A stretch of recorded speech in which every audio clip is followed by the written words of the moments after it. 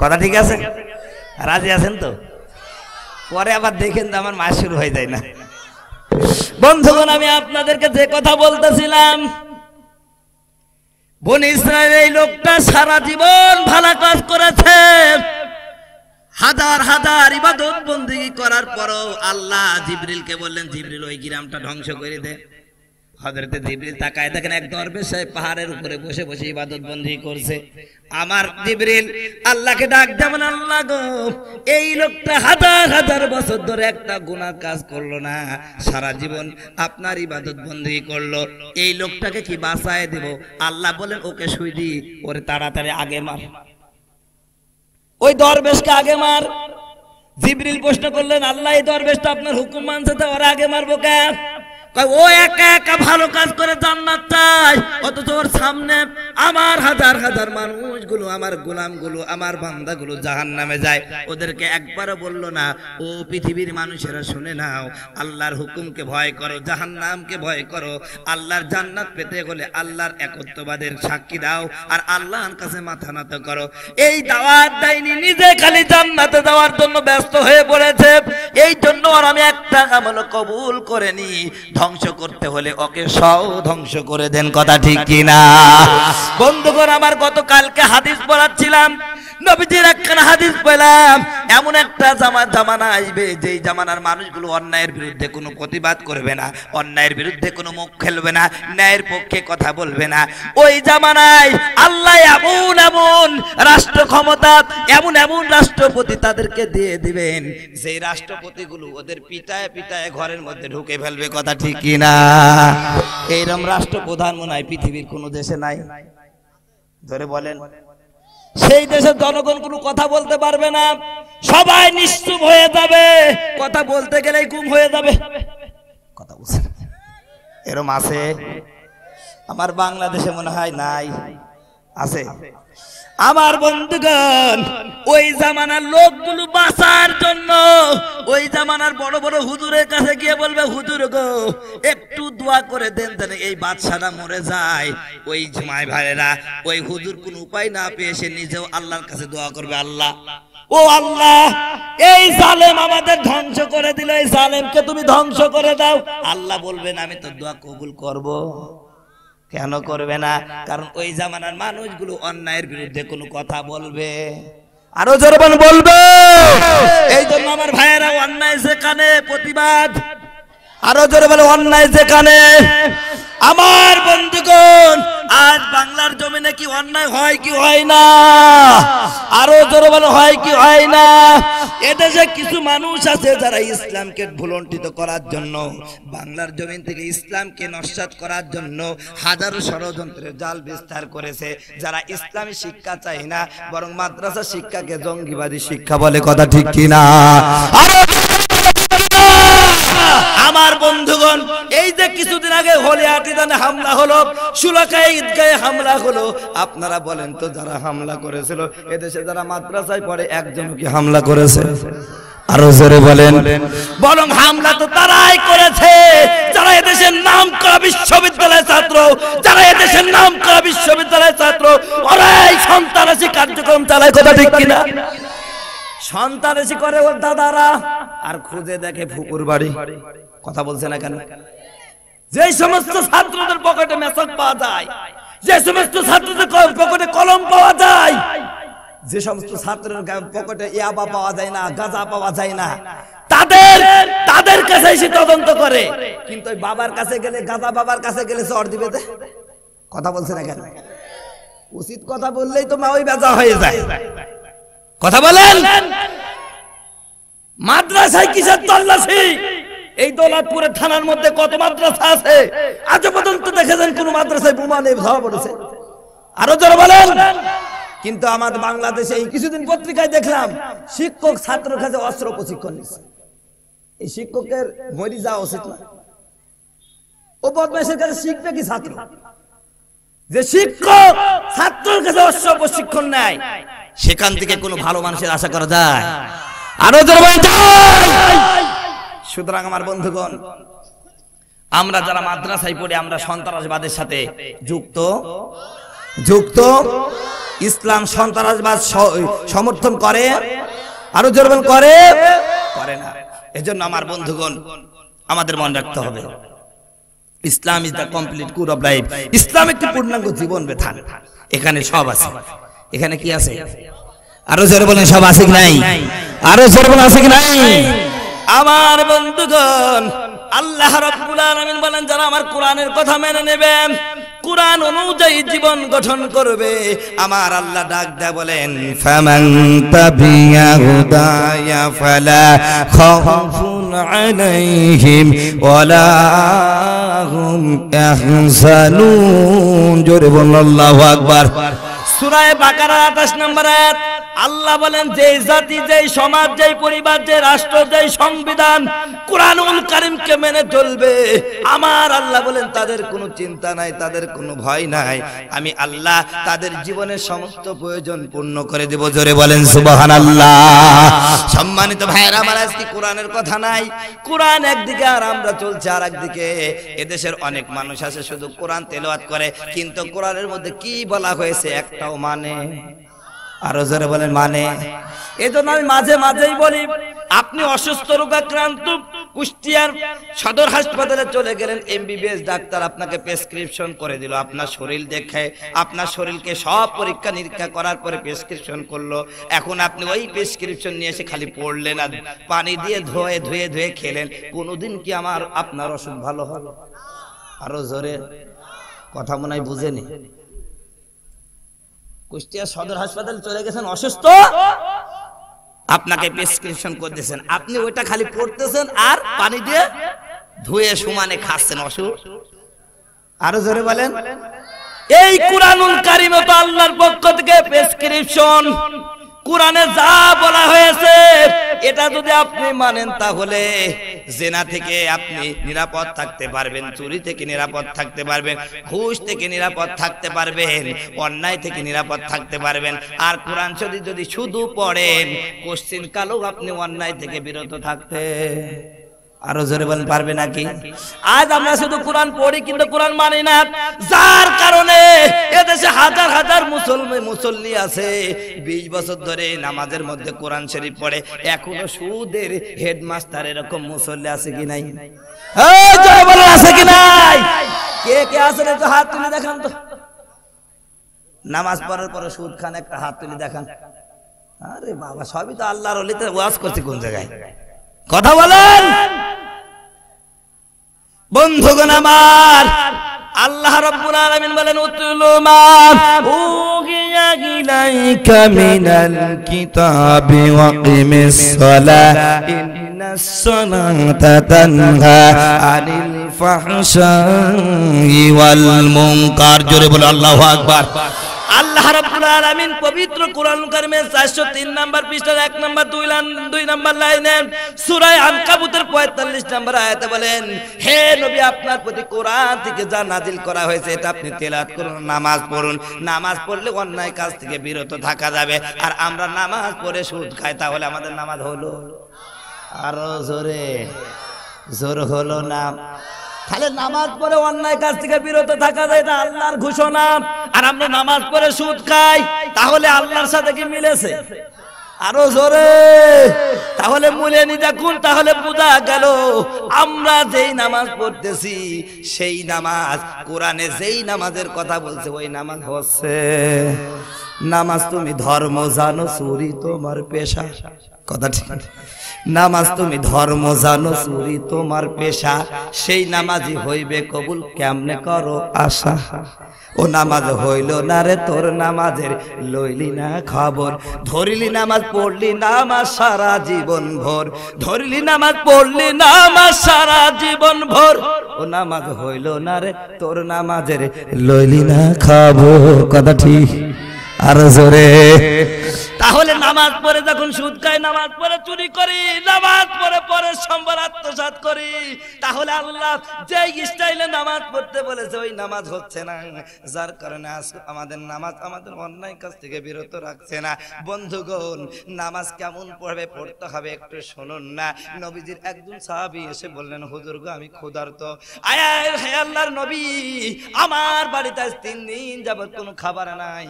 নবীজি নবীজি বললেন নামাজে দাঁড়াও। কি বললেন? আরো জোরে। নবীজি কি মিথ্যা বলেছে? আল্লাহ কি বলছেন শুনুন, আস্তাইনু বিস-সাবরি ওয়াস-সালাহ ইন্নাল্লাহা মা'আস সাবিরিন। জোরে বলো আল্লাহু আকবার। আল্লাহ রাব্বুল আলামিন, হে আমার বান্দা, বিপদে যদি পড়িস আমি আল্লাহকে ডাক। জোরে বলেন কারে ডাকতে হবে? আর আমরা বিপদে পড়ে কারে ডাকি? মেম্বার নাই চেয়ারম্যানকে। কথা বলে, যেই চেয়ারম্যান জীবনে মুইতি পানি নেয় না আমরা তার কাছে যাই। কথা বলছে না কেন? এরকম মুসল্লি আছে কি নাই? গত বছর ফরিদপুরে ওয়াজ করতে গিয়েছিলাম, আমাকে বলছে হুজুর গো, এই যে আমার মসজিদের পাশে যে লোকটাতে দেখতেছেন, যেই বাড়িটা দেখছেন, এই বাড়িতে একটা লোক আছে, আজ 3 বছর পরে আমি নামাজ পড়াচ্ছি, একদিনও তাকে মসজিদে যেতে দেখি। কথা বলছে না? এরকম মুসল্লি আছে কি নাই? এই কথা বলছে না কেন? কিছু মুসল্লি আছে জীবনে পশ্চিম দিকে তো দাঁড়াবেই না, যদি উপরু হয়ে পড়ে তা পূর্ব দিকে পড়ে, তা পশ্চিমে পড়ে না। এই আছে না নাই? এই ভাই কষ্ট হচ্ছে, কথা আছে না? আমার বন্ধুগণ, এক পর্যায়ে ওই লোকের অনেকগুলো ছাগল ছিল। একদিন মুয়াজ্জিন সাহেব মসজিদে, আমার ভাইয়েরা গেট বন্ধ করে ভুলে গেছে, ছাগল আস্তে করে ভালো একটা জায়গা পেয়ে ওখানে ঝেড়ে দিয়েছে। কি দিয়েছে? কি ঝেড়েছে? কি ঝেড়িছে? ওর পায়খানাটা বাড়ানোর দরকার পেয়েছে, ও তো জানে না মসজিদ জানে। এবার জোহরের সময় মুয়াজ্জিন এসে বলছে ছাগল কার, ছাগল কার? লোকটা এবার বলতেছে হুজুর আপনি কিছু মনে করবেন না, ও তো বুঝে নেওয়া বলা, এই জন্য মসজিদে গেছে। আপনি কি আমাকে কোনদিন মসজিদে যাইতে দেখেছেন? ও বুঝে না, এই জন্য কই গেছে। আমরা আজকে যারা নামাজ পড়ি না, ওরা আমাদের, যারা আমরা নামাজ কালাম পড়ি, ওরা আমাদেরকে ওরকম বুকাই মনে করে। কথা বলছেন আরো জোরে। কিন্তু আল্লাহ কি বলছেন শুনুন, অবাশশির ইবাদিল্লাযীনা ইয়াসতামিউনাল কাওলা ফায়াত্তাবিউনা আহসানা। জোরে বলুন আল্লাহু আকবার। আল্লাহ বলেন, হে নবী, সূরা জুমার 17 এবং 18 নম্বর আয়াত, আল্লাহ রাব্বুল আলামিন ডাক দেন, হে নবী আপনি আমার ওই সকল বান্দাদের সুসংবাদ শোনায় দেন যারা আমার কোরআন শুনে এবং কোরআনের কথাগুলো আমল করে। এই পৃথিবীতে যদি কেউ জ্ঞানী থাকে একমাত্র এরাই হলো সত্যিকারের জ্ঞানী। জোরে জোরে বলা যাবে কিনা সুবহানাল্লাহ? বন্ধুগণ আমার, আমরাই হলো প্রকৃত জ্ঞানী। যদিও দুনিয়ার মধ্যে আজকে বর্তমান কিছু টাইকো মস্তান আছে যারা আমাদেরকে মূর্খ বলে, আমাদেরকে বোকা বলে, সারা জীবন সেজদা দিলি কি পাইলি এরকম কথা বলে, কিন্তু আমার আল্লাহ বলতেছেন এরাই প্রকৃত জ্ঞানী। কথা ঠিক কিনা? তাহলে আল্লাহর কথা সঠিক না আমাদের কথা সঠিক? আরো জোরে বলেন। আজকে যারা কোরআনের বিরুদ্ধাচরণ করে, কোরআন আলাদের দেখলে যাদের গা জ্বলে, যারা কোরআন আলাদেরকে কটূক্তি করে, এই বদমাইশ কুলাঙ্গার গুলোকে আমি ভালো করে বলে দিই, বেশি চেষ্টা করিস নাই, কোরআনের বিরুদ্ধাচরণ করার চেষ্টা করিস নাই। আবু জাহেল, নমরুদ, ফিরআউন কোরআনের বিরোধিতা করতে গিয়ে চিরতরে মুছে গেছে, কিন্তু কোরআন ঠিকই আছে, আগেও যখন ছিল এমন এখনো তেমনই থাকবে। কিন্তু সুরঞ্জিতের মতন সুবহানাল্লাহ নিয়ে আর কি করার লোক মতন চলে গেছে। কথা বলছে না কেন? আপনারা রাগ করবেন না, আমি দলীয় কথা বলছি না। এই সুরঞ্জিত সেনগুপ্ত একবার আমাদের হেফাজতে ইসলাম যখন চলে যায় তখন বলছিলেন হেফাজতে ইসলাম সুবহানাল্লাহ সুবহানাল্লাহ বলতে বলতে চলে গেছে। হেফাজতে ইসলাম আছে কি নাই? এই আল্লামা আহমদ শফি সাহেব আছে কি নাই? এদেশের উলামা কেরাম আছে কি নাই? কোরআন আছে কি নাই? সুরঞ্জিত সেনের মতো চালাল মরে গেছে, মরেই যাবে। কথা ঠিক কি না? কোরআনের সাথে বিয়াদ। আবু জাহেল চেয়েছিল মুহাম্মদকে নির্বাপিত করতে। ইন্না আতাইনা কাল কাউসার ফাসাল্লি রাব্বিকা ওয়ানহার ইন্না শানিয়াকা। আল্লাহর নবীর 2টা সন্তান হয়েছিল, জানেন নাম? কাল মার্সের জীবনী ভালোই জানে। নবীদের 2টা সন্তান হয়েছিল, পুরুষ সন্তান। একজনের নাম ইব্রাহিম আর একজনের নাম কাসেম। একজনের নাম ইব্রাহিম আর একজনের নাম, 2টা সন্তানই ছোট করে মারা গেল। আবু জাহেল হাসসার বলছে, কয়দিন চলতে দাও, আর তো সন্তান মন্তান নাই, ওর নাম কে নেবে? নাউজুবিল্লাহ বলল। নবীজির নাম দুনিয়া থেকে মুছে গেছে। আর জোরে। আচ্ছা, আবু জাহেলের নাম কি এই পৃথিবীতে কোনো কাফের তার ছেলের নাম রাখে? আর জোরে বলছে না রাখে, কিন্তু মোহাম্মদ নাম রাখে কি রাখে না? আল্লাহর নবীর নাম এদেশে উচ্চারিত হয় কি হয় না? দেশে যতবার 5 বার আজান হয় 5 বার আজানের মধ্যে নবীজির নাম আছে কি নাই? আল্লাহর নাম রব্বুল আলামিন, নবীজির নাম রহমতুল্লিল, নবীজির নাম আছে কি নাই? আবু জাহেল মার্কা চরিত্র যাদের, আমি ভালো করে শুনুন, আজ আবু জাহেলের বাড়িটা হয়েছে পায়খানা। একজন কাফেরও আমার ভাইরা যারা আজকে আমার নবীকে গালাগালি করে, নবীজির চরিত্র নিয়ে বিভিন্ন কটু কথা বলে, তারা পর্যন্ত তাদের সন্তানের নাম আবু জাহেল রাখে। আরো জোরে বলেন। কিন্তু আমার নবীর নাম রাখে কি রাখে না? আরো জোরে বলেন, রাখে রাখে। বন্ধুগণ আমার, যেই কথা বলতেছিলাম, আমার বন্ধুগণ আল্লাহর নবীর কাছে সাহাবী যে বললেন, হুজুর গো আমি বড় ক্ষুধার্ত, পেটে খাবার নাই, বাড়িতেও খাবার নাই, আজ কয়েকদিন হলো কোনো কাজ পাই নাই। নবীজি বললেন নামাজে দাঁড়ায় যাও। জোরে জোরে বলুন না সুবহানাল্লাহ। সাহাবী নামাজে দাঁড়ায় গেলেন। আমার বন্ধুগণ সুন্দর করে ওযু করে নামাজে দাঁড়ায় গেলেন। এবার 2 রাকাত নামাজ পড়ার পরে বাড়িতে একটা সাটকি ছিল। সাটকি বুঝেন ভাই? জাতা। জাতা ছিল। স্ত্রীকে ডাক দেবেন, স্ত্রী গো একটু জাতার দিকে তাকায় দেখো না। স্ত্রী বলতেছে কেমনে জাতার দিকে তাকাবো? জাতার মধ্যে কোনো গম নাই, কিছুই নাই, কেমনে আটা বের হবে? আমার বন্ধুগণ 2 রাকাত নামাজ পড়লেন, এখনো জাতা ঘুরে না, আটাও বের হয় না। উনি মনে মনে চিন্তা করলেন, হয়তোবা যেইভাবে নামাজ পড়লে আমার আল্লাহ আমারে সাহায্য করবে, ওই নামাজটা এখনো হয়। আরো জোরে বলে। আমার বন্ধুগণ আবার সাহাবী নামাজে দাঁড়ায় গেলেন। নামাজে দাঁড়ায় গিয়ে আবার 2 রাকাত নামাজ পড়লেন, এখনো ফলাফল দেখা যায় না। 3 বারের বেলায় আবার নামাজ পড়ছেন। সালাম ফিরানোর সাথে সাথে জাতা অটোমেটিক ঘুরতে লেগেছে। জোরে জোরে বলা যাবে কিনা সুবহানাল্লাহ?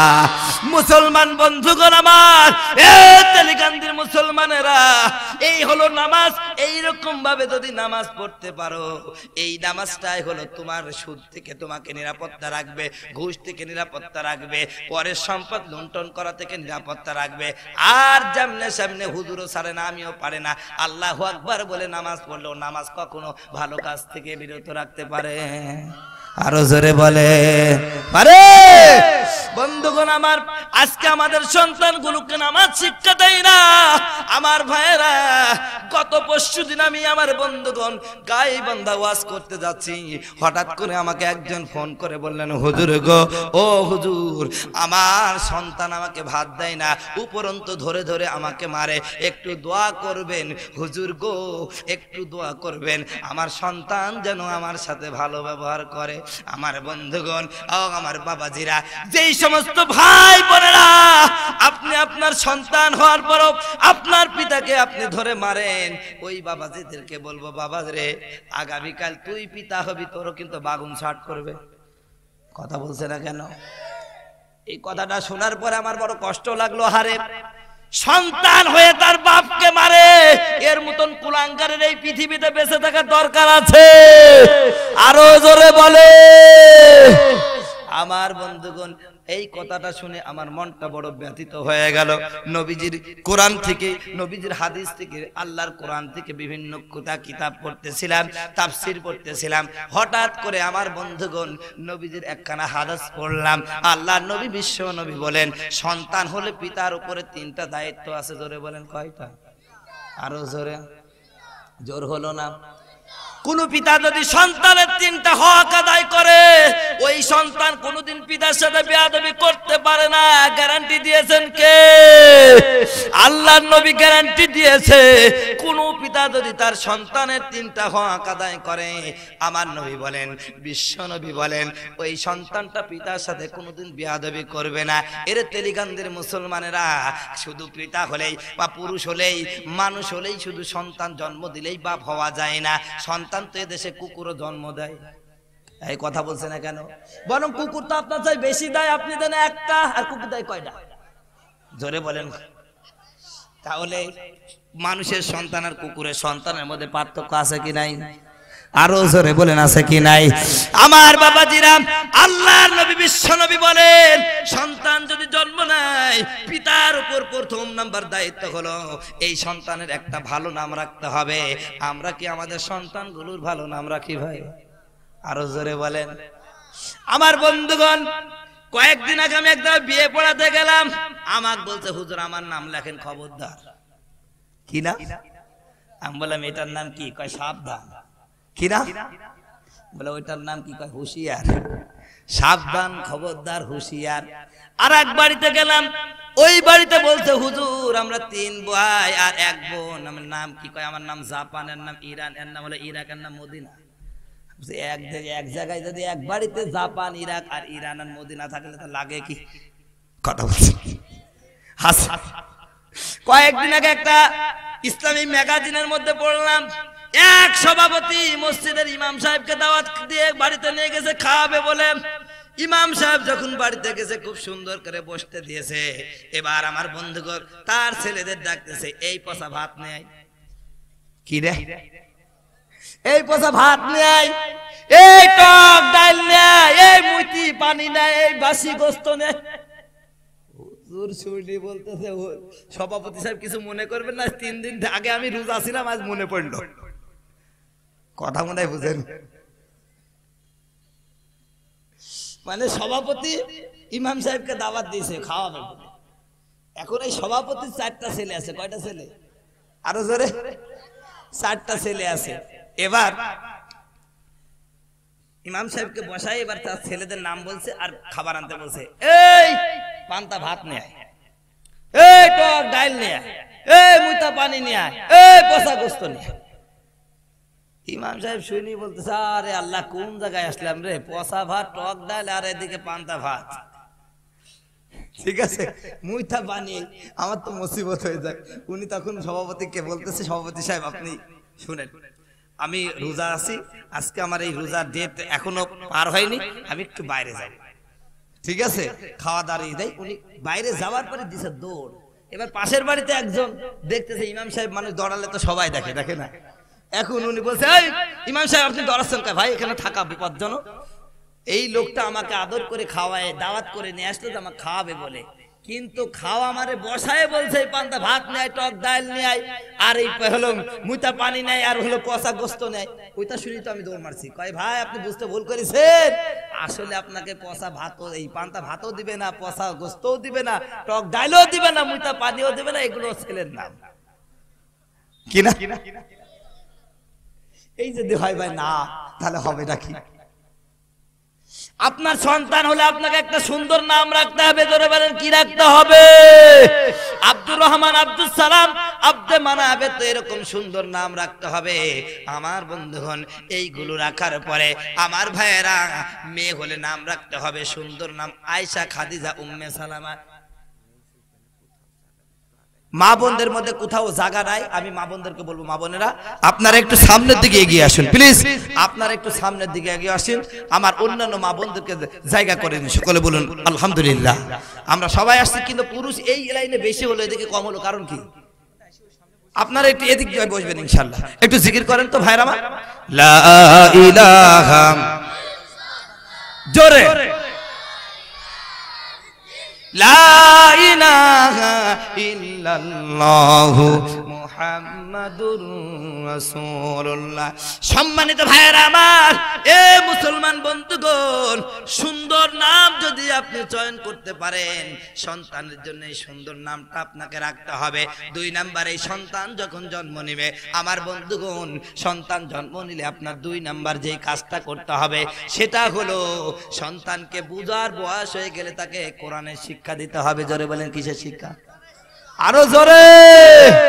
আজ আমরা কোরআনের শিক্ষা দিই, সন্তান কথা বলতে পারে না, অথচ ওকে শিক্ষা দেওয়া হয়, ওতে ওয়াদা করতে আসছে তেরে আতে আমতে আমি পাড়ে পেড়ে খাবো। আমার বন্ধুগণ, যেই সন্তানটা কোনো কথা বলাই ভালো করে শিখলো না, তারে যখন আপনি বলেন ওতে ওয়াদা করতে আসছে তেরে আয় আমতে আমি পাড়ে পেড়ে খাবো, ও কি বাপের গাছ লাগাই তুই আম পেড়ি খাবে? কথা বলছে না কেন? আরে প্রথমে চুরি বিদ্যা শিখাইলেন, এরপরে অজাগারের সাথে পরিচয় করে দিলেন। ওতে অজাগার করতে করতে এক পর্যায়ে যখন মাস্টার্স পাস করে, ও আস্ত একটা অজাগারই হয়। কথা ঠিক কি না? যার করে একটা বড় চাকরি করে, ভালো টাকা পয়সা ইনকাম করে, তখন সে অজাগারের মতন চরিত্র কইরে, অজাগারের মতন আচরণ করে, মা বাপকে বৃদ্ধাশ্রমে রাখি আসে। কথা ঠিক কি না? এ মুসলমানের ভাইয়েরা, বিভিন্ন মা দিবসে, বাবা দিবসে, 21শে টেলিভিশনে, এনটিভিতে আপনারা দেখবেন বিভিন্ন সাক্ষাৎকার দেখায়। আমার ভাইয়েরা, বৃদ্ধাশ্রমে যে সমস্ত লোকগুলোর মা বাপ বৃদ্ধাশ্রমে থাকে তারা এদেশের কোনো কৃষক বা ঠেলা চালক আর রিক্সা চালক ভ্যান চালকের মা বাপ না, এই দেশের হাইব্রিড মার্কা শিক্ষিত শয়তানের কথা ঠিক কিনা? যারা বৃদ্ধাশ্রমে থাকে সবগুলো এদেশের হাই কোয়ালিটির লোকজনের বাপ মা, কথা ঠিক কিনা? তুমি কোরআন শিখাবা না শিখাবা, ওতে ওয়াজা করতে আসছে তারে প্রথমে ওই ছেলের হাতে তুমি ভাত খাবা, রাগ করছে। বন্ধুগণ আমার, আমি কখনো দাওয়াতের আশায় আপনাদের কাছে ওয়াজ করব না। দাওয়াত দিলে দিতে পারেন, নাও দিতে পারেন, কিন্তু বাস্তব কথা আমি আপনাদেরকে বলে যাব। আর সন্তান অনেক ডিম থেকে বাড়ায় নেই, অনেক সময় নিয়াত করে আমার সন্তানটা আমার যদি সুন্দর একটা মেয়ে হয় নায়িকা বানাবো, বলছে না কেন? আরো জোরে। এই জন্য নায়িকার মতন পোশাক কিনে দেয়, স্কিন প্যান্ট আর টাইট জামার গেঞ্জি গায়ে দিয়ে রাস্তায় যখন বের হয়, পুরুষ যদি কিছু বলে তে খবর আছে, কথা বলছে না কেন? আরে বাবা তুমি সব খুলি রাখবো, আমি দেখলি সমস্যা, কথা বলছে না কেন? আরো জোরে। আমার বন্ধুগণ, এই জন্য আমি আপনাদেরকে বলবো মুসলমান, আজকে আমার মুসলমানরা কোরআন তেলাওয়াত করেন কিন্তু কোরআনের মধ্যে যা বলা হয় তা মানে। আরো জোরে বলেন, পারে নাকি? বন্ধুগণ আমার বাবাজিরা, এই জন্য আমি আপনাদেরকে বলবো ও মুসলমান ভাইয়েরা, এবার এই সন্তানটার প্রথম নাম্বার দায়িত্ব হলো, সন্তান জন্ম নিলে বাবার উপর প্রথম নাম্বার দায়িত্ব এই সন্তানের একটা সুন্দর নাম রাখবেন। 2 নাম্বার দায়িত্ব, এই সন্তান যখন বুঝার বয়স হবে প্রথমে কোরআনের শিক্ষা দিবেন। জোরে জোরে বলুন না কিসের শিক্ষা দিবেন? আরো জোরে বলুন কিসের শিক্ষা দিবেন? আজকের এই মাহফিলটা হাফিজে কোরআন ধরে নিয়ে বন্ধুগণ আমার, মুসলমান ভাইয়েরা, আমার ভাইয়েরা, হাফেজে কোরআনের মর্যাদা কি শুনুন গো মুসলমান। ও মুসলমান ভাইয়েরা আমার, একজন হাফেজে কোরআনের মর্যাদা কেমন শুনুন। নবীজি বলেন একটা হক্কানি হাফেজে কোরআন যে হবে সে তার পরিবারস্থ 10 জন মানুষকে জান্নাতে নিয়ে যাবে, যাদের জন্য জাহান্নাম ওয়াজিব হয়ে গেছিল। চিন্তা করেছেন ভাই? আর এই হাফেজদেরকে দাম দেয় না। অনেকে মাদ্রাসায় পড়তে গেলে বলে এই তোর ছেলেটাকে তুই মাদ্রাসায় পড়াইছি, খাবে কি? এরে তোর মাস্টার্স বা ছেলে বাড়িতে বসে আছে, ও খাচ্ছে কি? এই কথা বলছে না? তোমার বেলায় কুরু আর আমার বেলায় খালি মাকরু না? আমার কথা বুঝতে পারো? আমার বন্ধুগণ, আমি যখন স্কুলে পড়েছি ক্লাস 1 থেকে ক্লাস 7 পর্যন্ত, প্রতিটা ক্লাসে আমার রোল নাম্বার 1 ছিল। আমি কেমন ছাত্র ছিলাম? দিঘলকান্দি মাদ্রাসার নাম শুনেছেন? মুফতি আমিনুল ইসলাম, জিজ্ঞাসা করবেন নুরুল আমিন কুষ্টা কেমন ছাত্র ছিল বলে দিবে। আমি আমার গর্ব না, আমরা 5 জন ছেলে একসাথে স্কুলে যেতাম। আমার এক বন্ধু হলো নৌবাহিনী অফিসার, আর একটা হলো আর্মি, আরো 2টা আছে হলো আপনার বিজিবি, ওই আপনার বিডিআর এ চাকরি করে। আমার ওয়াজগুলো প্রতিটা ওয়াজই তো ভিডিও হচ্ছে, ইউটিউবে চলে যাবে। ওয়াজগুলো শুনে বারবার করে ফোন করে বলে দোস্ত তুই তো ভালো কাজ করলি, আজকে আমি নৌবাহিনী অফিসার, কয়েকটা লোক খালি আমাকে চিনে, কেউ চিনে না, আর তোকে সারা বাংলাদেশের লোক চিনে। জোরে বলেন সুবহানাল্লাহ, আরো জোরে বলেন সুবহানাল্লাহ। আমি আমার গ্রামে ওয়াজ করতে গেলে মুসলমান গর্ব না, আমি আমার গ্রামে ওয়াজ করতে গেলে আমার আব্বা যদি ওই মঞ্চে যায়, আমার পাশে আমার আব্বার জন্য একটা সিট রাখে। জোরে বলেন সুবহানাল্লাহ, আরো জোরে বলেন সুবহানাল্লাহ। কে বলেছে কোরআনের মর্যাদা নাই? আল্লাহ বলেন যারা আলেম তাদের মর্যাদা সেই রকম যেমন বান্দার মর্যাদা আমার উপরে। জোরে বলেন সুবহানাল্লাহ। বান্দার কাছে আমি আল্লাহর মর্যাদা যেমন, আবার ভালো করে শুনুন, বান্দার কাছে আল্লাহর মর্যাদা কেমন ভাষায় প্রকাশ করা যায়? আমার আল্লাহ বলেন আলেমদের মর্যাদা, হাফেজদের মর্যাদা আমার কাছে তমন। জোরে বলেন না সুবহানাল্লাহ, আরো জোরে বলেন সুবহানাল্লাহ। শুধু তাই নাই, আল্লাহর নবী বিশ্ব নবী বলেন যারা হাফেজে কোরআন হয়, কোরআনের ছাত্র হয়, ওরা যেই রাস্তা দিয়ে যায় ওই রাস্তায় রহমতের ফেরেশতারা তাদের পাখাগুলো বিছিয়ে দেয়। জোরে জোরে বলা যাবে কিনা সুবহানাল্লাহ? আপনার পায়ের তলায় রহমতের ফেরেশতা পাখা বিছিয়ে দেয়, কোনো গ্যারান্টি? আরো জোরে বলেন। কিন্তু যারা কোরআন শিখে তাদের পায়ের তলায় কি বিছিয়ে দেয়? রহমতের ফেরেশতা পাখা। কথা বলছে না জোরে? অনেকের বন্ধুগণ, এই জন্য আপনাদের কাছে বলে গেলাম, হাফেজে কোরআনদের অনেক মর্যাদা। এখান থেকে যারা হাফেজে কোরআন হবে, এই হাফেজে কোরআনরা আবার যাদেরকে হাফেজে কোরআন বানাবে, লক্ষ লক্ষ হাফেজ তৈরি হয়ে যাবে। এই তালিকান্দি মুসলমানরা যাদের বাড়িতে এই ছাত্ররা খাওয়া দাওয়া করবে, কিয়ামতের ময়দানে ওদেরকে না নিয়ে এরা জান্নাতে যাবে না। জোরে জোরে বলা যাবে কিনা সুবহানাল্লাহ। বন্ধুগণ আমার, এইটা আমার মূল বিষয় না। আমি আপনাদের কাছে যে বিষয়টা বোঝাতে চাচ্ছি, নবীজি বলেন সন্তান হলে পিতার উপরে 3টা দায়িত্ব হয়। 1 নাম্বার হলো সুন্দর নাম রাখবেন। 2 নাম্বার, এই সন্তানটা যখন বড় হবে তাকে সর্বপ্রথম কোরআনের শিক্ষা দিবেন। এরপরে ডাক্তার, ইঞ্জিনিয়ার, যা ইচ্ছা তাই বানাবেন। কোনো সমস্যা? আরো জোরে বলেন সমস্যা? আপনি যদি সকালে উঠে মূলা দিয়ে ভাত খান, এরপরে যতই ভালো বিরিয়ানি খান না কেন, প্রথমে ঢেক উঠলে কিসের ঘ্রাণ? আরো জোরে বলেন। আপনার সন্তানকে যদি আপনি সর্বপ্রথম কোরআনের শিক্ষাটা দিতে পারেন মুসলমান, তাহলে কি হবে শুনুন। এই সন্তানটা যেখানেই যাক না কেন, ও কোনোদিন নাস্তিক মুরতাদ হবে। সে কোনদিন আমার নবীকে গালি দিবে না, সে কোনদিন কোরআনের বিরুদ্ধাচরণ করবে না, কোরআন বিরোধী আন্দোলনে কখনো সমর্থন করবে না। ও বরঞ্চ যারা কোরআনের বিরুদ্ধে কথা বলবে ওদের বিরুদ্ধে রুখে দাঁড়াবে। কথা ঠিক কিনা আমার মুসলমান ভাইয়েরা, এ তালিকান্দির মুসলমান ভাইয়েরা, এ যুবক ভাইয়েরা, আজ যারা ফেসবুক ইউটিউব চালাও, দেখো এদেশে কিছু নাস্তিক আছে, আসাদ নূর মুফাজ্জল ইসলাম, লুপার রহমানের মতন কিছু পতিতা, এই বদমাইশ গুলো আমার নবীকে সন্ত্রাস বলে, আমার নবীকে লুচ্ছা বলে, আমার নবীকে ধর্ষক বলে। আমি বারবার বলি, বিভিন্ন মাহফিলে বলি, এই কুত্তাগুলো, তোদের যদি সাহস থাকে লন্ডনে বসে আমার নবীকে গালি দিস না, বাংলার জমিনে আয়, তোর গোস্ত আমরা কুত্তা দিয়ে খাওয়াবো। কথা ঠিক কিনা? আরো কথা ঠিক কিনা?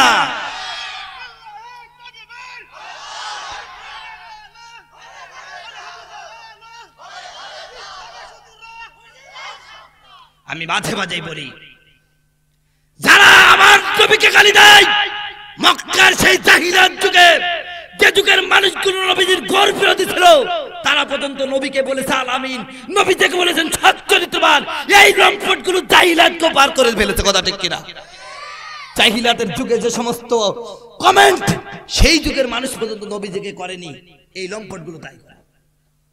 এজন্য আমি বারবার বলি, মাননীয় প্রধানমন্ত্রী, আপনি ভয় করবেন না। আপনি ওয়াদা করেছেন ইসলাম বিরোধী এবং নবীকে কটাক্ষকারীদের সর্বোচ্চ শাস্তি করবেন, এটা বাস্তবায়ন করুন। গোটা বাংলার প্রতিটা জনগণ আপনার পক্ষে আছে। কথা ঠিক কিনা? কিন্তু কোরআনের বিরুদ্ধাচরণ যারা করে, ওদের যদি সমর্থন করে, বাংলার মুসলমান কখনো আপনাকে সমর্থন করতে পারে না। কথা ঠিক কিনা? কষ্ট হচ্ছে সম্মানিত ভাইরা আমার ভাইয়েরা, আল্লাহর নবী বিশ্ব নবী বলেন, একজন আহলে কোরআনের যারা মুসলমান মুমিন বান্দা হবে, সন্তান জন্ম নিলে 1 নাম্বার দায়িত্ব একটা সুন্দর নাম রাখবা। 2 নাম্বার দায়িত্ব হলো কোরআন শিখে যখন বুঝা শিখবে, বয়স হবে, তখন তার আমার ভাইরা কোরআনের শিক্ষা দিবা।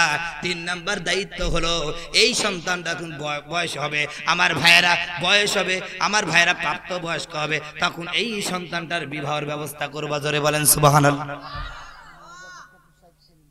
আমার মা বোনদেরকে বলবো, মা বোনেরা আপনারা একটু চাইপি বসেন, প্লিজ একটু চাইপি বসেন, আপনারা অপরকে জায়গা করে দেন। আর আমি আপনাদেরকে বলবো, আপনারা জানেন সব জায়গায় পুরুষের তুলনায় মেয়েরা বেশি। কথা ঠিক কিনা? আমি বিভিন্ন জায়গায় পরামর্শ দিই, এই ছেলেদের প্যান্ডেলের তুলনায় মেয়েদের প্যান্ডেলটা একটু বড় করবে। আমার মা বোনরা যদি ভালো হয়ে যায়, আমরাও কি হয়ে যাব? আরো জোরে বলেন। আমরা তো ভালো হতে পারি না, কারণ আমরা ওযু করে যখন রাস্তায় বেরোই, আর ওই জিনিস যদি ঠোঁটে লিপস্টিক, চোখে আশকারা, মাস্কারা, আইলানা, এই জিনিস পরে আসে, তাহলে আমাদের ভালো থাকবে? আরো জোরে বলেন, ভালো থাকবে? এই জন্য আমার বাবাজিরা, আমার বন্ধুগণ, এবার আমি আপনাদের কাছে ছোট্ট একটা ওয়াজ করে সমাপ্তি ঘটাতে চাই। মুসলমান ভাইরা আমার, কথায় কথা বাড়ে, আমি আপনাদেরকে যেই কথাটা বোঝাতে চাই, আজকের মা বোনদের মধ্যে ইসলামের আলো বলতেই নাই। আমার বন্ধুগণ, আজ আমাদের সন্তানরা কেন ভালো হয় না, সন্তান মা বাবার সাথে কেন খারাপ আচরণ করে, এর মূল কারণ শুধু সন্তান না, এর মূল কারণ হলো বাপ মা। বাপ মা যদি ভালো হয়, সন্তান ভালো হওয়া। কথা বলছে না কেন? আরো জোরে বলেন। বাপ মা ভালো হওয়া লাগবে। হযরত আব্দুল কাদের জিলানী রহমতুল্লাহ আলাইহির নাম আপনারা শুনেছেন। ইনি একজন আল্লাহর ওলি ছিলেন, বড় পীর ছিলেন, আমরা তাকে পীর বলি। আব্দুল কাদের জিলানী পীর ছিলেন, নামাজ না পড়ে। আরো জোরে বলেন, আরো জোরে। তাহলে আব্দুল কাদের জিলানী যেটা কাদরিয়া তরিকা, হযরত আব্দুল কাদের জিলানী কেমন আল্লাহর ওলি ছিল আমার বন্ধুগণ। এশার নামাজের পরে নামাজ শুরু করতেন, ফজর হওয়ার আগ পর্যন্ত 10 পারা কোরআনের তেলাওয়াত করতেন। জোরে জোরে বলা যাবে কিনা সুবহানাল্লাহ? আর আমার দেশের অনেক পীর আছে, মৈতি পর্যন্ত পানি নেয় না। এই কথা বলছে না কেন? এই কথাগুলো বলে অনেকে আমাকে ফোন করে, হুজুর ওয়াজ করবেন ঠিক, পীরের বিরুদ্ধে ওয়াজ করবেন না, মোসের বিরুদ্ধে কথা। এই কথা বলছে না কেন? আমি বলি, তুমি যদি আমাকে মাইরিও ফেলো, এরপরে যদি আমার জ্ঞান আসে, তারপরও বাতিলের বিরুদ্ধে কথা। আরো জোরে। আবার ওরা বলে আমি মন মন্দিরে পূজা দেব, বলবো আমি মন মন্দিরে পূজা দেব, পড়বো না আমার দিল কাবায়, মসজিদ মন্দিরে যেতে বলো না আমায়। নাউজুবিল্লাহ বললেন। কয় ও মন মন্দিরে নামাজ পড়বে, বুঝছেন? মানে মন কাবায় নামাজ পড়বে, আর বাইরের নামাজের দরকার। এই ইবলিস দেখেছেন ভাই? কে কে দেখেছেন? একটু হাত তুলে দেখান। এই শয়তানকে দেখলে ইবলিসও লজ্জা পায় ভাই। ও 3 বার বলে আস্তাগফিরুল্লাহ আস্তাগফিরুল্লাহ। আমও তো এরকম খারাপ না রে। কথা নবীজি 23 বছর জিন্দেগিতে এক ওয়াক্ত নামাজ কাজা হয়েছে। এই শয়তান যে বললো যে আমি মন কাবায় নামাজ পড়ি, তা নবীজি চাই বেশি না কম? নবীজি চাই বেশি বুঝলো না কম বুঝলো? এই শয়তানকে ঝাঁটা মারার দরকার না ভাই? এইসব এরকম শয়তান আছে আপনার এলাকায়? আছে ভাই। সেদিন আবার এক জায়গায় ওয়াজ করতে যাচ্ছে, হঠাৎ করে একজনের রিংটন বাজছে মোবাইলে, বুঝছে? তা আমার আবার অভ্যাস, যায় একবার শুনি কম্পিউটারের মধ্যে রেকর্ড হয়েছে। বলবো নাউজুবিল্লাহ বলবেন তো? ওনারে বলছে, ও সারার মাওলানা, মসজিদ ঘরে আল্লাহ থাকে না। আচ্ছা, এই গান যে লম্পট বিশ্বাস করবে, তার ঈমান থাকবে ভাই? তার তো বউ 3 তালাক হবে না ভাই? কথা বলছে না কেন? আচ্ছা, আল্লাহ কি মসজিদে থাকে না? আরো জোরে বলেন। এই জায়গায় কি আল্লাহ থাকে না? ফাইনামা তুয়াল্লু ওয়াজহুল্লাহ। কার কথা? ফাইনামা তুয়াল্লু ওয়াজহুল। তোমরা যেখানেই থাকো আল্লাহ, তোমরা যেখানেই থাকো। এই লম্বাট বলে দে, ও সারার মাওলানা, মসজিদ ঘরে আল্লাহ থাকে। তা আল্লাহর কথার সাথে মিলেছে? এ ভাই, আমি বিনাম দলিলে কথা বলছি, আল্লাহর কথার সাথে মিললো? আমার বন্ধুগণ, শুধু তাই নাই, পানির ভিতর জ্বললে বাতি, সেই বাতি তো নিভে না। পানির ভিতর জ্বললে বাতি, সেই বাতি তো নিভে না। আমার বাবার মুরিদ হলে নামাজ পড়া লাগে না। নামাজের মতো নামাজ তুমি, নামাজের মতো নামাজ তুমি একবার পড়ে দেখো না। নামাজের মতো নামাজ তুমি একবার পড়ে দেখো না। সারার মাওলানা, মসজিদ ঘরে আল্লাহ থাকে। কত বান্দর যে বাংলার জমিনে দেখবো ভাই। আমি মনে মনে চিন্তা করি, এই বাংলাদেশের প্রেসিডেন্ট যদি আমি নুরুল হতাম রে, তোদের বাইরে সুদা করে ফেলতাম। রাগ করছেন ভাই? আমি মনে মনে চিন্তা করি, মাঝে মাঝে স্বপ্ন দেখি, আল্লাহ যদি আবার এই প্রধানমন্ত্রী বানাই দিত, তোদের যে কি পিটালি পিটাইতাম। ইসলামটা নিয়ে যার যেরকম মন চাচ্ছে সেরকম কাজ করছে। কথা ঠিক। আমার বন্ধুগণ, হযরত আব্দুল কাদের জিলানী আমার বন্ধুগণ এমন আল্লাহর ওলি ছিলেন। আমরা বক্তব্য দিলে বেনামাজি নামাজি হয় না?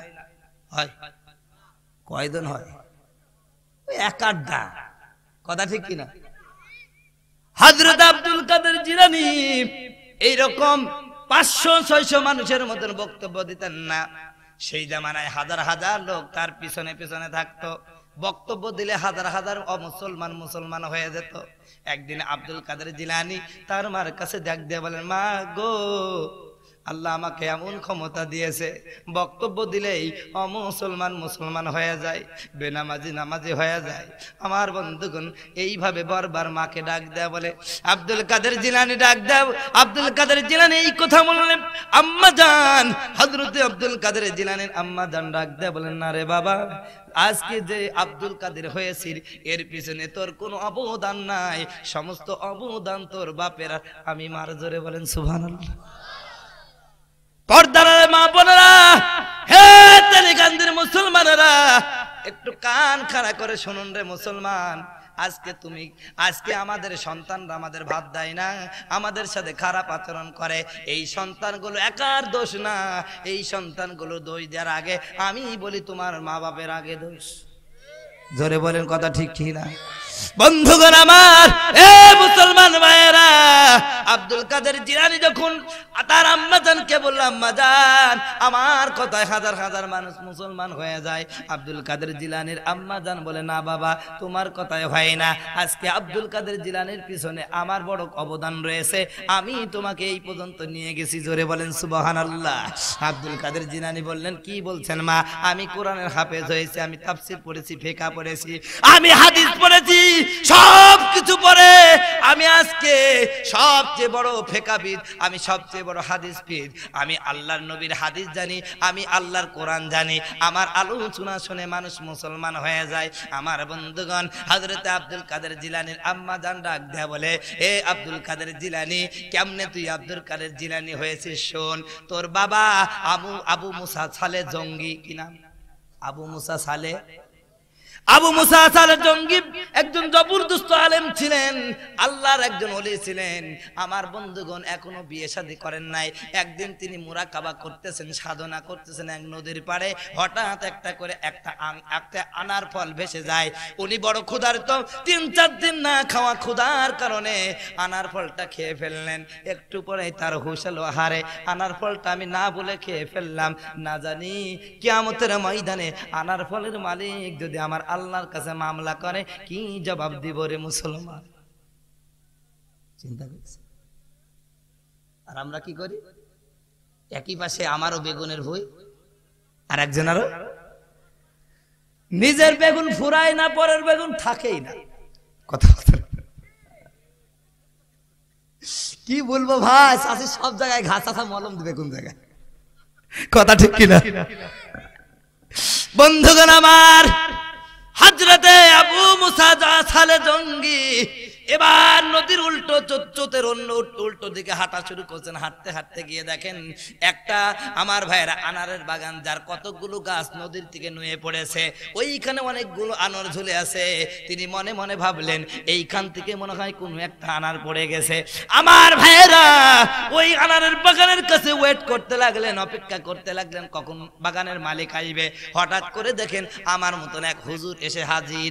আমার ভাইয়েরা, আবু মুসা সালে জঙ্গি তিনি সালাম দিয়ে দিলেন, দিয়ে বললেন, এই বাগানটাকে আপনার? উনি বললেন, হ্যাঁ আমার। এই বাগান থেকে মনে হয় একটা আনার পড়ে গেছে, আপনার কাছে আমি ওই আনারের দাম দিতে এসেছি, দয়া করে আনারের দামটা নেন। এবার বন্ধুগণ, ওই হুজুর, ওই বাগানের মালিকটা চিন্তা করলেন, এই যুবকটা সাধারণ যুবক না, যেই যুবকটা নদীর থেকে পড়ে যাওয়া আনারের দাম মাইলকে মাইল হেঁটে এসে দিতে চায়, ওই যুবকটা কখনো কোনো খারাপ যুবক হতে আরো জোরে বলেন পারে নাকি? উনি এবার ডাক দিলেন, এ যুবক, যদি আনারের দাম দিতেই হয় তাহলে দাম দিলে হবে না, টাকা দিলে হবে না, এই আনারের মূল্য পরিশোধ করতে হলে আমার বাগানে 10 বছর চাকরি করা লাগবে। কয় বছর? যুবক আবু সালে মুসা জঙ্গি একটু সামনে এগিয়ে শুনছে, একটু দিকে, লা ইলাহা, এ মা বোনেরা একটু আগে আসি ভাই, আমার মা বোনেরা আপনারা একটু আগে আসেন। আর এই বারবার যদি আপনারা আগাই বলে আমার ওয়াজ তো হবে না। কালকে আপনারা গালি দিবেন যে কোন হুজুর নিয়ে আইছি, ওয়াজের কোন স্টেশন নাই। কথা ঠিক না? যেমনি বসে বসুকা, আপনাকে একটু ডিস্টার্ব করে না, একটু পরে তো বলবেন তো হুজুর উঠে। কথা ঠিক কিনা? আপনারা যদি থাকেন হয়তো বা সময় বাড়াতে পারে, তাছাড়া এ বানাবে না।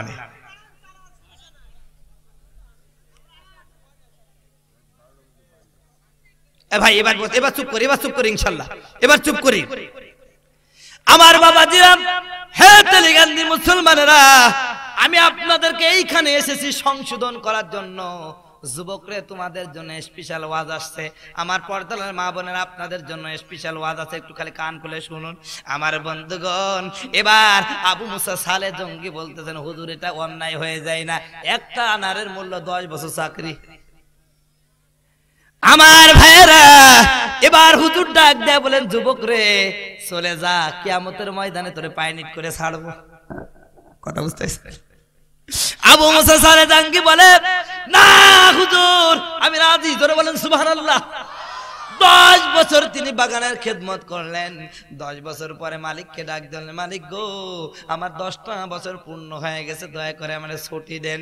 এবার মালিক ডাক দেয়া বলে, না এখনো ছুটি হবে না, আমার একটা অন্ধ মেয়ে আছে, অন্ধ বুবা বধির, অন্ধ বুবা, এরকম একটা মেয়ে তোমারে বিয়ে করা লাগবে। যুবক বলছে, ওই যা কি করলাম। 10 বছর খাটার পরে মালিক আবার আপনি এইরকম সত্য জুড়ে দিলেন। আপনি মানুষ না অন্য কিছু, মাত্র বুঝে আসছে না। এবার মালিক ডাক দেয়া বলছে, তাহলে চলে যা, কিয়ামতের ময়দানে দেখি নিব। জোরে বলেন সুবহানাল্লাহ। আবু সালে মুসা জঙ্গি ডাক দেয়া বলেন, মালিক ঠিক আছে আমি রাজি। জোরে বলেন সুবহানাল্লাহ, আরো জোরে বলেন সুবহানাল্লাহ। বন্ধুগণ আমার, আবু সালে মুসা জঙ্গি এবার রাজি হওয়ার সাথে সাথে বিবাহ দিয়ে দিলেন।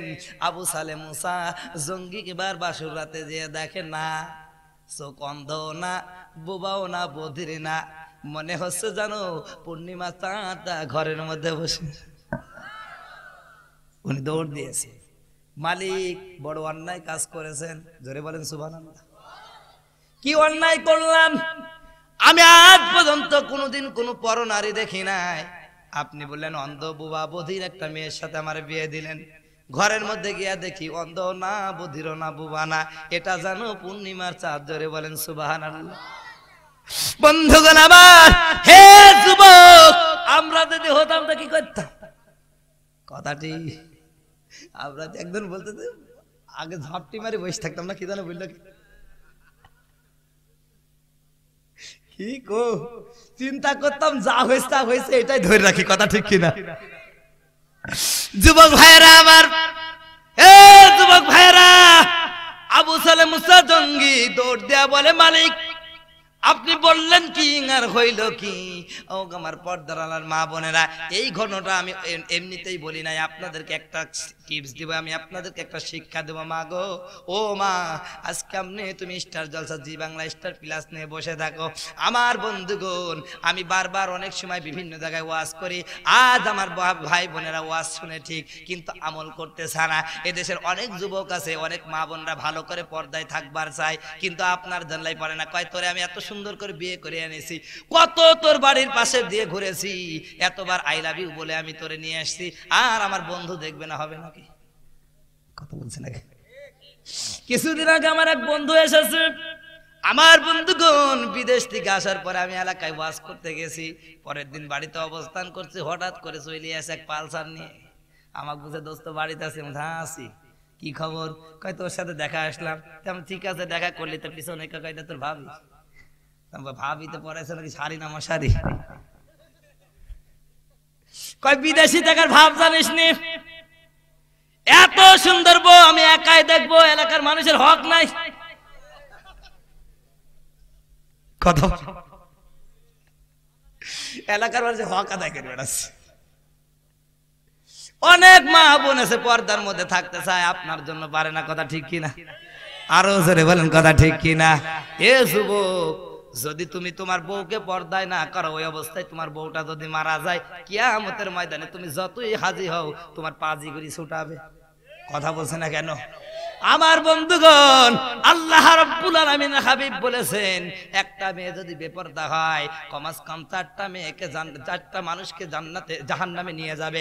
একটা মেয়ে বেপরদা হলে 4টা পুরুষকে জাহান্নামে নিয়ে যাবে। 1 নাম্বার হলো তার বাপ, 2 নাম্বার এই মেয়েটা যখন বিয়ে হয়ে যায় তার স্বামী। কথা বলছে না কেন?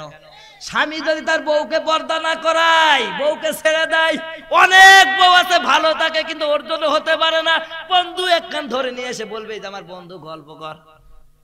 কথা বলছে না, এরকম করে না?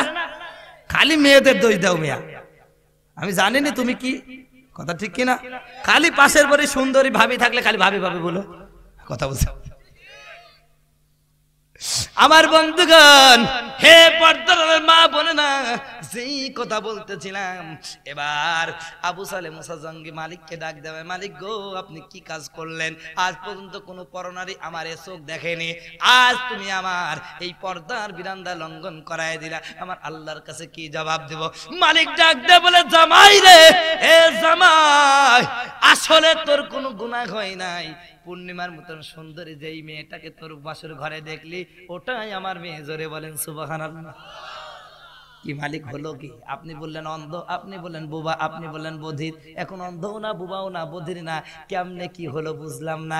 আমার বন্ধুগণ, এবার মালিক ডাক দেয়া বলেন, আবু সালেহ মুসা জঙ্গি, আমার মেয়েকে আমি বোবা বলেছি এই কারণে, আমার মেয়ে এই মুখ দিয়ে কোনোদিন পর পুরুষের সাথে কথা। আরো জোরে। আর আমাদের মা বোনেরা কি কথা, স্বামী যদি বলে কে গো ভাত দাও নিয়ে খাও গা, কথা বলছে না, আর একবারে ভাত দাও গা, এই দেখছো না খালি দেখাতে পারছো না, খালি মিনছি রে হবে করে। আরে ভাই, ও জিনিস তো আমারও আছে নাকি? আমারটা হুজুর, আপনার না খেজুর, কিন্তু মাল তো একই। কথা বলছে না, ও সবার চরিত্র সবারই। আমার বউ বেকাহার দিয়ে বানানো, আপনার বউটা মনে হয় সোজা, আপনার দাও বেকাহার দিয়ে, সুতরাং কিয়াস করে দেখি যে সবটাই একরকম। কথা বলছে না কেন? যত পাম দিবেন তত ভালো। একদিন যদি বলে তোমার আজকে চেহারাটা ভালো লাগছে না, তোমার তো অন্যদিকে চোখ। কথা বলছে বন্ধুগণ আমার, হাসার জন্য বলি না, এটাই বাস্তবতা।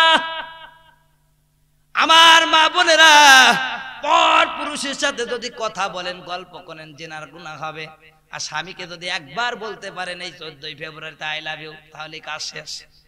জোরে বলেন, সামনে কি আসছে? 14 ফেব্রুয়ারি বিশ্ব ভালোবাসা দিবস, আমি বলি বিশ্ব বেহায়াত চুমাচুমি দিবস। হাই, কথা বলছো না কে? অনেক যুবক এখানে ওয়াজ শুনতে এসেছে, আজকে দেখা করে বলেছে বলা 14 ফেব্রুয়ারিতে কোন ভুল নিবি। একে একে বলছে একটু হাতে নিয়ে দেখাও তো করে। হ্যাঁ, তুমি স্যার ওই কাজ করবে কেডা? ও বুঝে তুলে দেব না।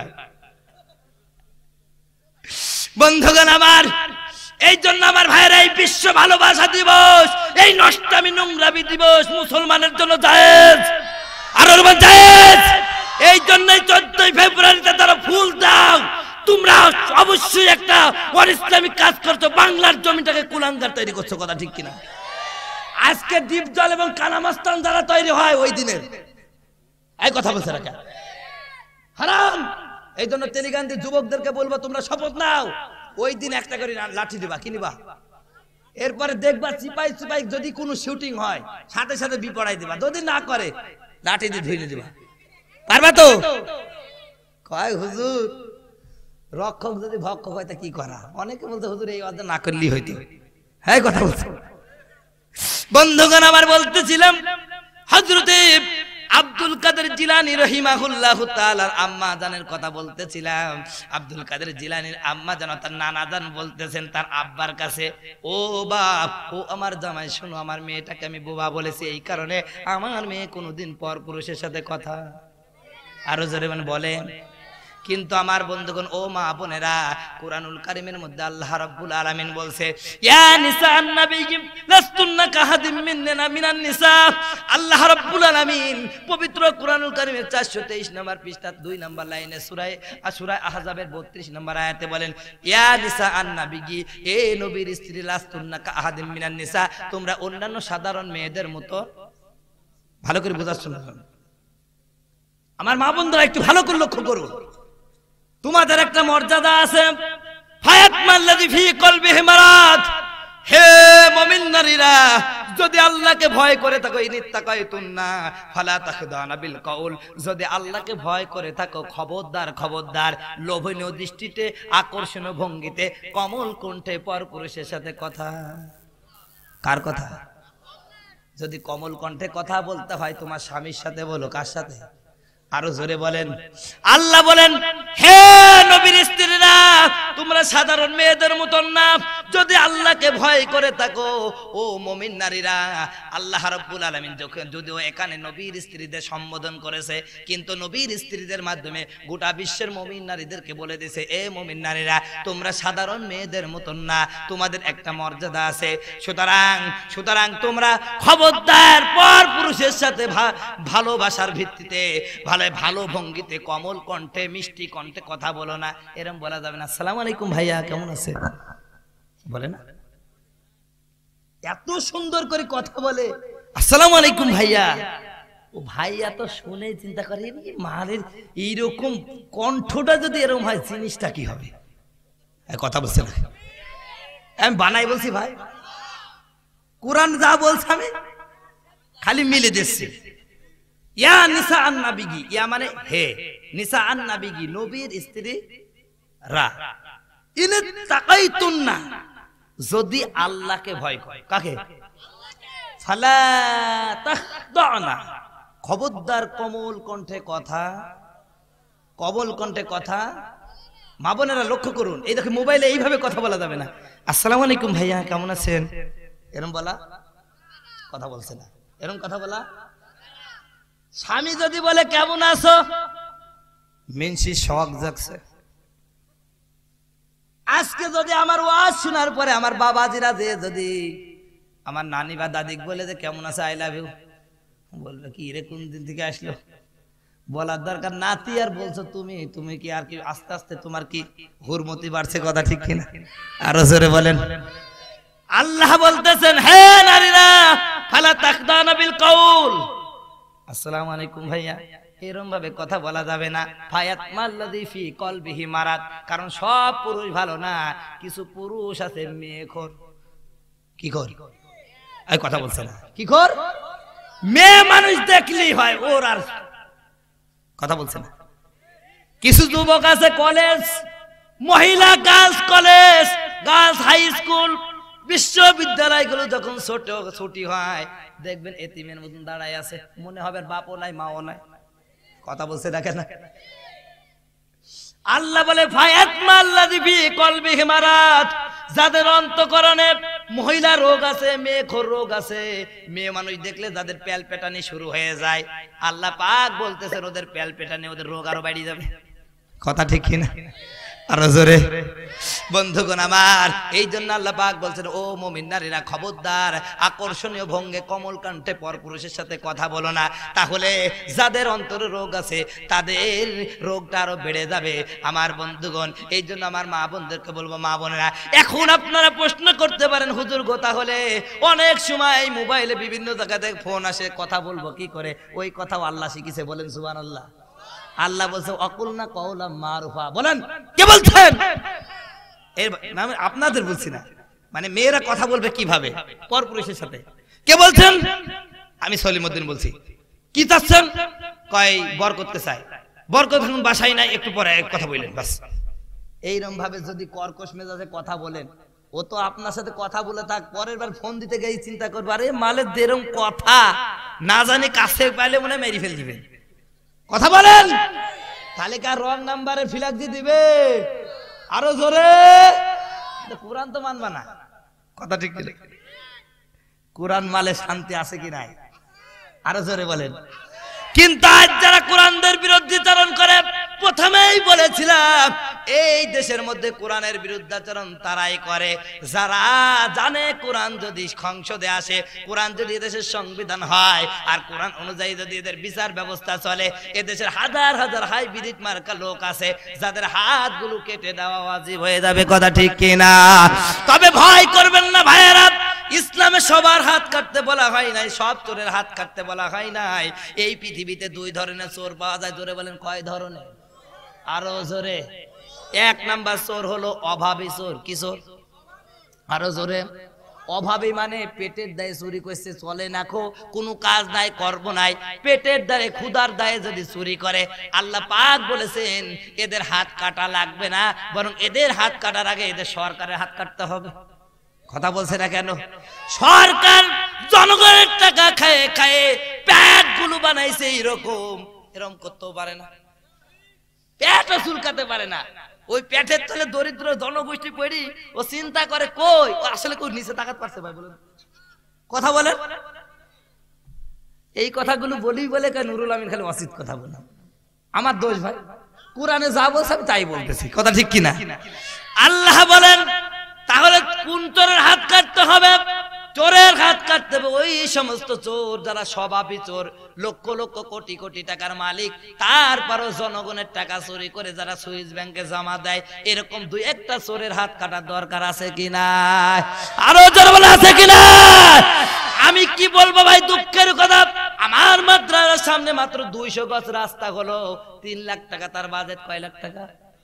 কিন্তু খালি বালু আর দু একটা ইট। আমি মেম্বার সাহেব আমার খুব বন্ধু মানুষ, আমি বললাম ভাই শুনলাম এই রাস্তায় 3 লাখ টাকা বাজেট হয়েছে, কিন্তু আপনি তো খালি বালু দিচ্ছেন আর 2 একটা ইটাও 3 নাম্বার ব্যাপার। কি কয় হুজুর আমার দোষ না, এই 3 লাখ টাকার 1 লাখ টাকা উপরওয়ালারা খাইয়ে নিছে। উপরওয়ালা বুঝলেন তো?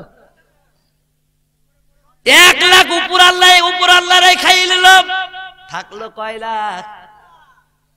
আর 1 লাখ হলো রুই কাতলারা খাইছে। কারা খাইছে? আর থাকলো কয় লাখ? এই 1 লাখ টাকার মধ্যে আমার কি পেট নাই? আমি 50,000 ছেড়ে দিয়েছি। 50,000 টাকার রাস্তা, যার কারণে 2 দিনও ঠিক। আরো জোরে বলেন, এইরকম লম্পট কুলাঙ্গা চোরদের হাত কাটার দরকার আছে কিনা? আরো জোরে বলে আছে কিনা? এই কুলাঙ্গাদের কারণে আমার বাংলার জমিনটা নষ্ট হয়ে যাচ্ছে। কথা ঠিক কিনা? এজন্য আমি বারবার বলি এদেশে কোরআন আসার দরকার আছে কিনা। আর এই কোরআন আসলে সবাই শান্তি পাবে কি পাবে না?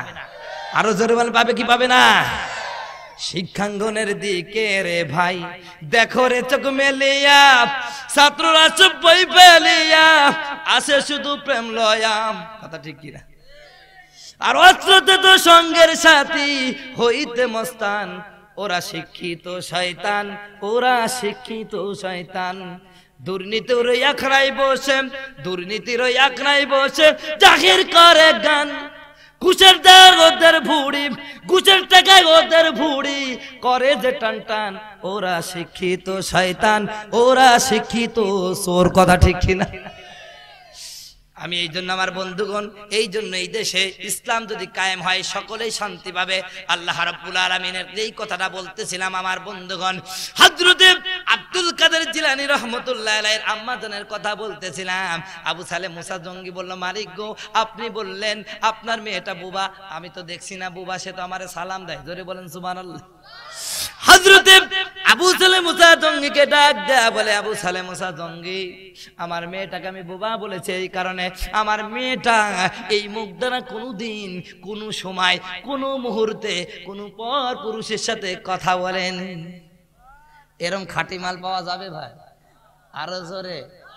আজকে আমাদের মা বোনেরা, আমার বন্ধুগণ, ক্লাস 4 এর মেয়ের একটা ক্লাস 4 এ পড়ে যে মেয়ে, তার বালিশের তরফে 30টা সিম পাওয়া যাবে।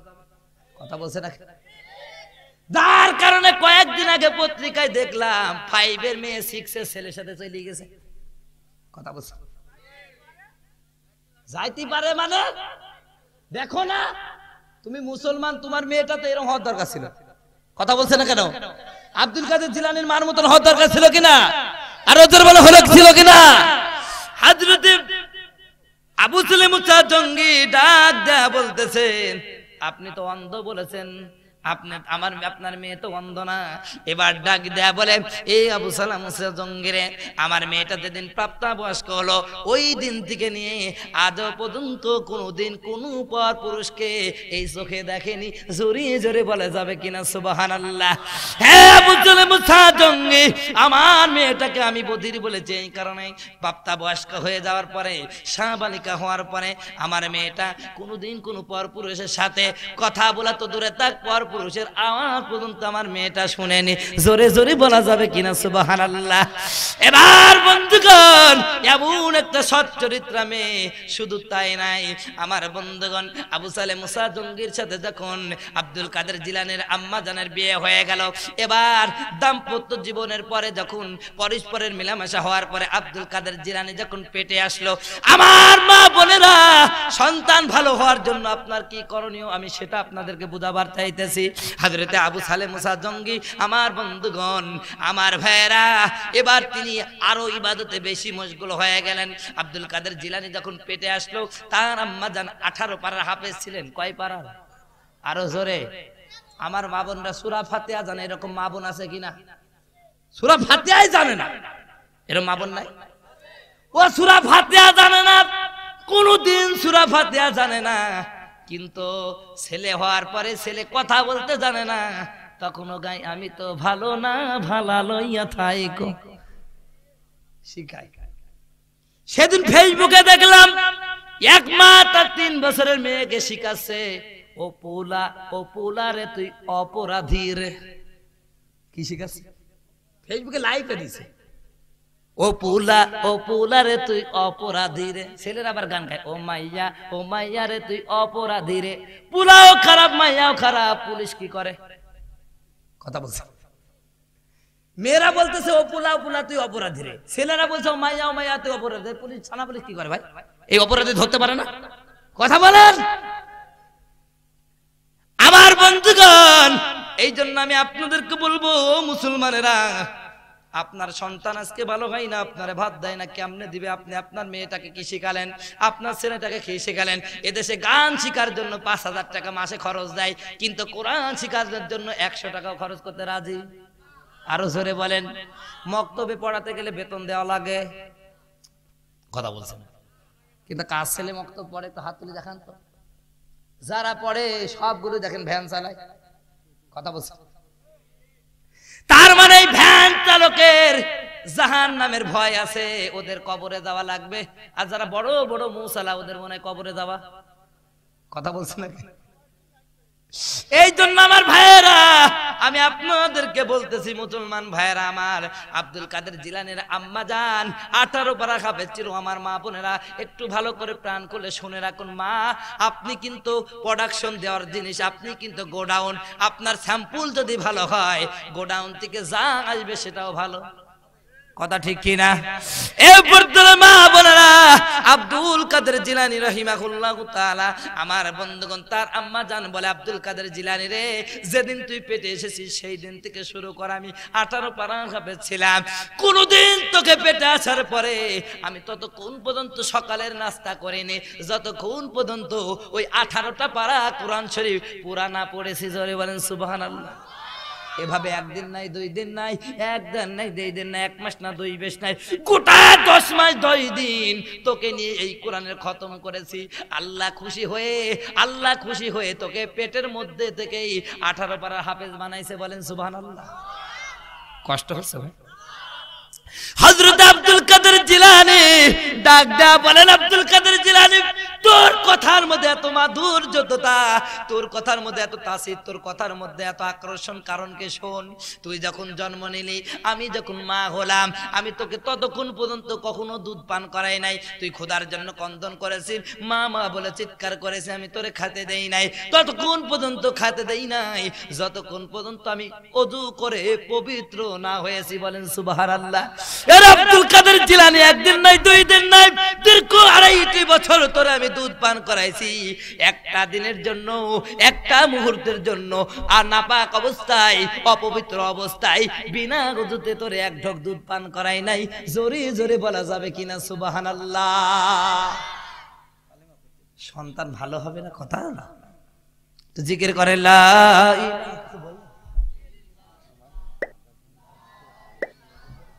আচ্ছা চলে যাচ্ছি আচ্ছা আচ্ছা তাহলে আমি ওইদিকে যাই ভাই কালেকশনের দিকে যাই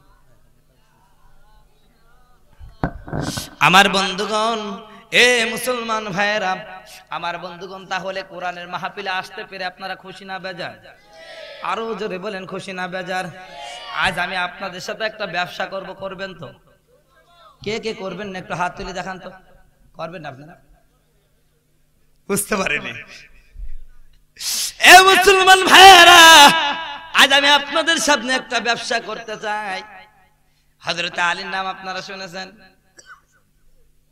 শুনছেন না এই পৃথিবীতে 4 জন মানুষ আমার ভাইরা এই পৃথিবীতে 10 জন মানুষ যারা শুধু জান্নাতি না জান্নাতের এই সংবাদ তারা যে জান্নাতি এই সংবাদ তো দুনিয়া থেকে নিয়ে গেছেন আমল কম করেছে না বেশি করেছে আরো জোরে বলেন আল্লাহর সাথে সম্পর্ক কম ছিল না বেশি ছিল যারা আল্লাহর বেশি আল্লাহর যারা বেশি আল্লাহর ওলি হয় যারা আল্লাহর বেশি নিকটবর্তী হয় অভাব তাদের কম না বেশি হয় কথা বলছে না কেন আজ এই আপনারা তেলিগান্দি এলাকার দিকে তাকায় দেখেন এই সমাজে যারা নামাজ কালাম ধারে না ওদের টাকার অভাব আছে কিন্তু আমরা যারা নামাজ পড়ি না নুন আনতে পান্তা কথা ঠিক কিনা কারণ কি আর দুনিয়া সিজনুল মুমিন ও জান্নাতুল কাফের এই দুনিয়াটা হলো মুমিনদের জন্য যা জেলখানা আর কাফেরদের জন্য জান্নাত জান্নাতে কোনদিন অভাব থাকে আরো জোরে বলেন এই জন্য ওদের টাকা পয়সা বেশি মুমিন রে তোমাদের পরীক্ষা করতেছে আল্লাহ কখনো টাকা দিবে কখনো পয়সা দিবে কখনো কিছুই দিবে না সব সময় আল্লাহকে স্মরণ করতে হবে কথা ঠিক কিনা হযরত আলী রাদিয়াল্লাহু তাআলা আনহু কয়েকদিন যাবত বাড়িতে খাবার নাই আমার বন্ধুগণ কয়েকদিন যাবত বাড়িতে খাবার নাই হযরতে আলী রাদিয়াল্লাহু তাআলা আনহুর বাড়িতে খাবার নাই হাসান হোসেন খোদার জ্বালায় কান্দে ফাতিমা কান্দে এক পর্যায়ে হযরতে ফাতিমা তার মায়ের দেওয়ার উন্নাটা নিয়ে বললেন আলী যাও উক্কাত বাজারে চলে যাও এই উন্নাটা বিক্রয় করে আমার সন্তানের জন্য খাবার আনো হযরত আলী আমার বন্ধুগণ বাজারে চলে গেল মদিনার উক্কাত বাজারে গিয়া এবার মদিনার উক্কাত বাজারের লোকদের ডাক দেয়া বলে এরে মদিনার উক্কাতের বাজারের লোকেরা আমার নবীর কন্যা এই যে উন্নাটা দিয়েছে কি গো আসো কিনবা লোকজন ভিড় জমে গেল এক পর্যায়ে 6 দিরহামে বিক্রয় হয়ে গেল 6টা দিরহামে বিক্রয় করে তিনি বাজার টাজার করতে যাবেন টাকাটা নিয়ে বাজারের দিকে যায়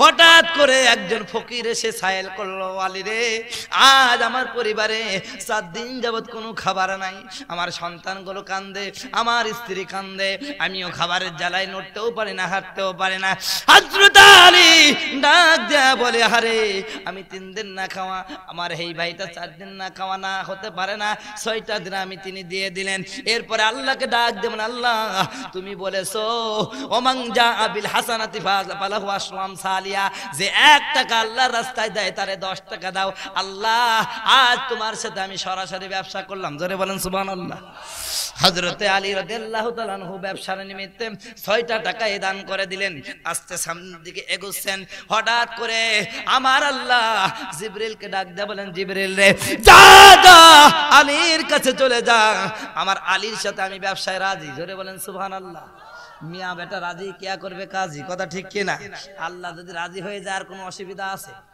আরো জোরে বলেন বন্ধুগণ আমার এ মুসলমান ভাইরা আমার হযরত আলী রাদিয়াল্লাহু তাআলা আনহুর ব্যবসায় আল্লাহ রাজি হয়ে গেছে জিবরিলকে ডাক দেন জিবরিল জান্নাত থেকে একখানা উট নিয়া যাও আমার আলীর কাছে বিক্রয় করো জোরে বলেন সুবহানাল্লাহ হযরতে জিবরিল আমিন মানুষের বেশ ধারণ করে জান্নাত থেকে একটা উট নিয়া আলীর কাছে গিয়ে বলে আলী আমি তোমার এই এলাকায় নতুন আমি তোমাকে দেখে ভালো মানুষ মনে হচ্ছে এই উটটা তোমার কাছে বিক্রয় করতে চাই তুমি কি নিবা হযরতে আলী বলেন আমার কাছে টাকা নাই তবে আমার দেখে যদি তোমার প্রতারক মনে না হয় ভালো মানুষ মনে হলে তুমি দিতে পারো বাকিতে হযরতে জিবরিল বললেন ঠিক আছে আপনাকে বাকিতেই দেব কত নেবেন কয় 100 দিরহাম কয় দিরহাম উনি উটটা নিয়ে মদিনার উক্কাত বাজারে আবার ব্যাক করেছেন আমার আল্লাহ মিকাইলকে ডাক দিয়ে বলেন মিকাইল যা যা ওই উটটা যেন কোনো সাধারণ মানুষ কিনতে না কারণ ওই উটটা কি দুনিয়া কোথাকার জান্নাতে ব্যাক নেওয়া লাগবে কি লাগবে না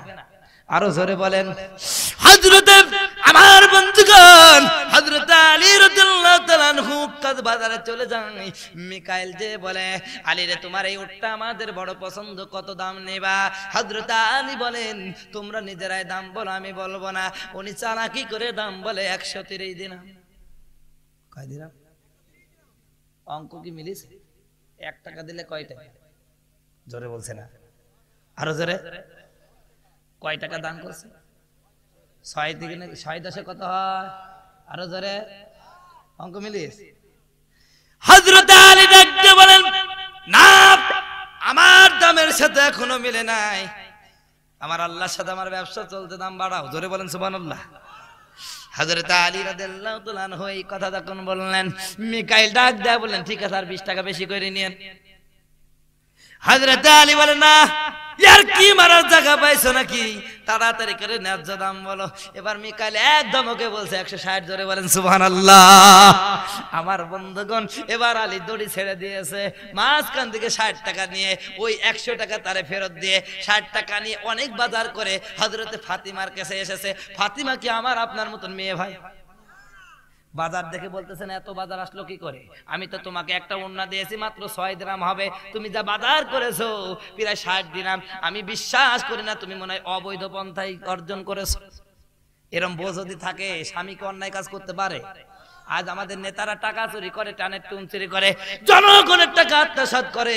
এর মূল কারণ এই নেতাগুলোর বউ ভালো। কথা বলছে না কেন? মিলে গেছে মনে হয় নাকি?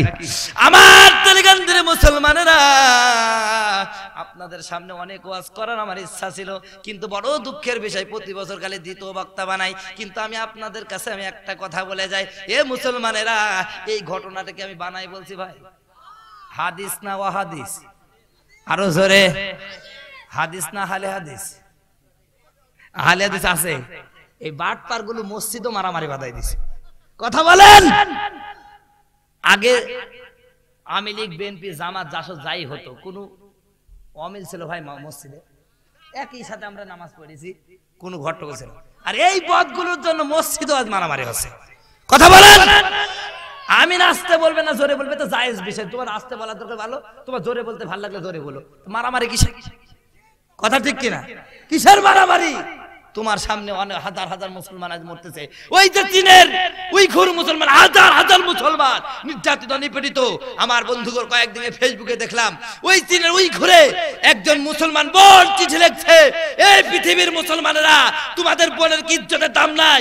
আজ আমাদের পেটে হাজার হাজার বৌদ্ধ নেরা সন্তান আমাদের পেটের মধ্যে। আজ হাজার হাজার মুসলমান নির্যাতিত, নিপীড়িত। আর আজ কি তুমি আহলে হাদিস, তুমি হানাফি, তুমি মালিকি, এই পার্থক্য নিয়ে বসে আসো। অথচ তোমার বোন আজকে খাচ্ছে, তোমার বোন আজকে ইজ্জত হারাচ্ছে, তোমার ভাই আজকে চোখের সামনে তোমার ভাইকে মেরে ফেলা হচ্ছে। কথা ঠিক কিনা? কিসের মুসলমান? সুতরাং ঐক্য করো। কি করো? কে আহলে হাদিস, কে হানাফি, কে মালিকি নয়, আমরা সবাই মুসলমান। আমরা সবাই কি? আরো জোর বলেন কি? বন্ধুগণ, আমার যে বলতেছিলাম, এই ব্যবসাটা যে হযরত আলী করলেন, ওই আলীর মতন ব্যবসা করার জন্য একজন তেলেগান্দির মুসলমান দাঁড়ায় যান, ও হুজুর, কোরআনের হাফেজ তৈরি করার জন্য আমি 5,000 টাকা কোরআনের মাহফিলে দেব। একজন ব্যক্তি দাঁড়ায় যান, ভাই, আমি আপনার জন্য, আপনার বাবার জন্য, আপনার মার জন্য দোয়া করব। একজন ভাই, এখানে প্রায় 1000 লোক হবেন, একটা মানুষ দাঁড়ায় যান, ভাই গো, আপনার জন্য, আপনার মার জন্য দোয়া করব, 5,000 টাকা কোরআনের মাহফিলে দান করবেন। ও মুসলমান, কি নাম ভাই আপনার? হাবিবুর ভাই, হাবিবুর ভাই জিন্দাবাদ। জোরে বলেন, হাবিবুর ভাই, হাবিবুর ভাই। 5,000 টাকা জোরে বলেন মারহাবা। Hey there. Subscribe to my channel. And also press this bell icon, so you never miss any new updates, cause whenever we upload new video you will get a notification on your phone.